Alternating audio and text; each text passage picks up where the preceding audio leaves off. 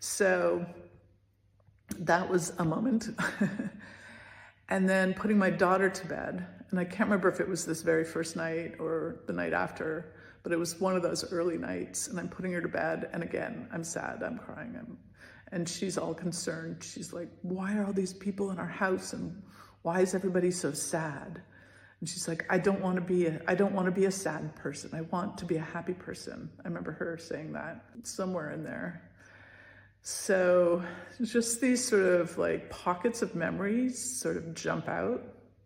I don't think I slept very well that night. I remember that night being on the computer and somehow finding kind of a message board. This is kind of before all the social media stuff, but finding a message board. And I realized it's just people looking, it's just like people are describing their loved one. Like he's, 6 feet tall, he was wearing this, he had a tattoo here, he worked at Cantor Fitzgerald. So Cantor Fitzgerald was a very large business on the 105th floor. So they were one floor below. So I added Aaron's description. I had a picture, all of that, but again, I'm still doing that horrible math in my head, trying to figure out what's next. The next morning, the kids jump into my room, like they come jumping onto the bed, and Olivia, my daughter, just says, Mommy, where's Daddy? Immediately she clues in that he's not there.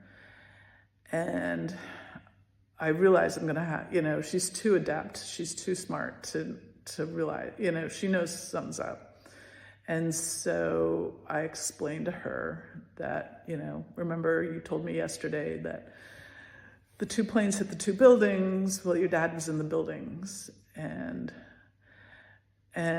so she immediately burst into tears. She's like, is he hurt? And I was like, I don't know. And she said, is he dead? And I said, I don't know. And then Carter, who's only 2, barely has words. He's jumping up and down. Where Daddy? Where Daddy? Where Daddy? And I just have to explain to him, Daddy has a boo-boo, a big boo-boo. And at that moment, the dogs start barking like freaking maniacs. So somebody's at the door, and it's only like 7 a.m. And we go downstairs, and outside the front door is a dozen bagels and coffee, I believe, like not a thermos, but like a box of coffee. And I think, oh my God, here we go. It started.